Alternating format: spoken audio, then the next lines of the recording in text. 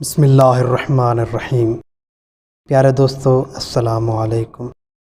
آج کی اس ویڈیو میں ہم آپ کے سامنے امام علی رضا علیہ السلام کا مختصر تعارف پیش کریں گے۔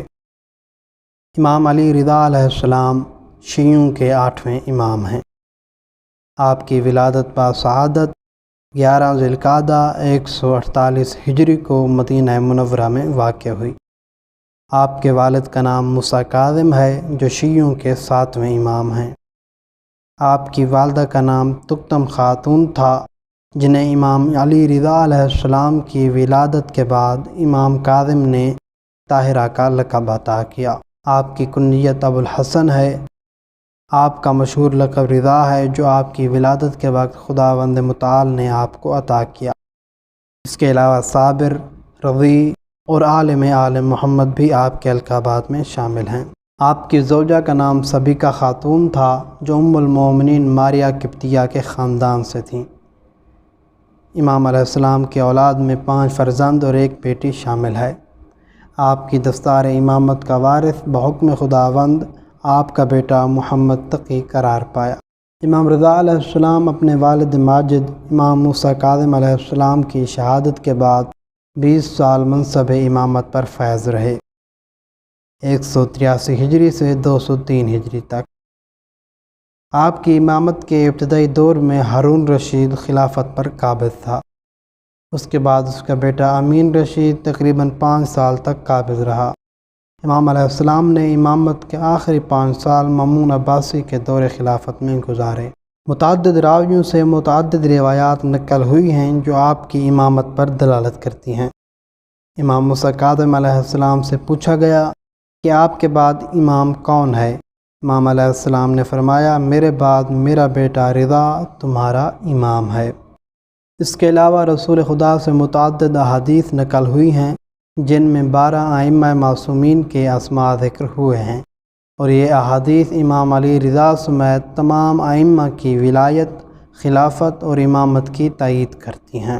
امام موسیٰ کاظم علیہ السلام کی شہادت کے بعد شیعوں کی اکثریت نے امام موسیٰ کاظم علیہ السلام کی وصیت اور دوسرے قرائن و شواہد کی بنا پر امام علی رضا علیہ السلام کو اپنا 8واں امام قبول کیا اور واقفیہ کے نام سے نیا فرقہ ایجاد کیا جس کا بانی حمزہ بطینی تھا۔ حمزہ بطینی وہ شخص ہے کہ جس پر امام علی رضا علیہ السلام نے لعنت کی اور فرمایا اللہ اس کی قبر کو جہنم کی آگ سے پر کر دے۔ امام رضا علیہ السلام نے اپنی امامت کے 17 سال مدینہ میں گزارے جہاں پر آپ لوگوں کے درمیان ایک ممتاز مقام کے حامل تھے۔ مامون کے ساتھ اپنی ولایت عہدی کے بارے میں ہونے والی گفتگو میں امام خود اس بارے میں فرماتے ہیں۔ مولا فرماتے ہیں، میرے نزدیک اس ولایت عہدی کی کوئی حیثیت نہیں ہے۔ جس وقت میں مدینہ میں ہوتا تھا تو میرا حکم مشرق و مرو کی طرف ہجرت کرنے پر مجبور کیا۔ مامون نے امام علیہ السلام کی مرو کی طرف منتقلی کے لیے ایک خاص رستہ منتخب کیا تاکہ آپ کو شیعہ اکثریتی علاقوں سے گزرنے نہ دیا جائے، کیونکہ مامون ان علاقوں میں لوگوں کے اجتماعات سے خوف زدہ تھا جو امام کے ان علاقوں میں پہنچنے پر متوقع تھا۔ امام کے مرو میں قیام پذیر ہونے کے بعد مامون نے آپ کو خلافت کی پیشکش کی لیکن امام علیہ السلام نے ٹھکرا دی۔ اس کے بعد ولی عہدی کی تجویز پیش کی، امام علیہ السلام نے اسے بھی ٹھکرا دیا۔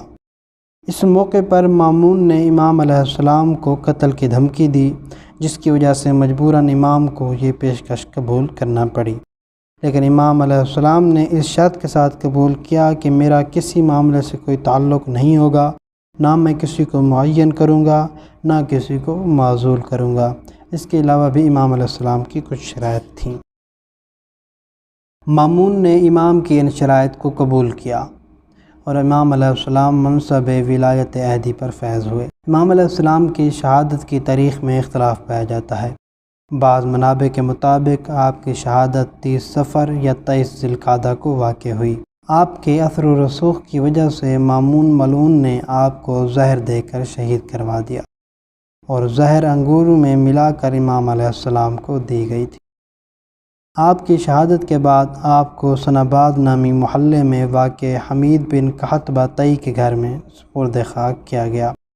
اس وقت آپ کا حرم مطہر ایران کے شہر مشہد میں واقع ہے، جہاں ایران اور دنیا بھر سے لاکھوں مسلمان زیارت کے لیے آتے ہیں۔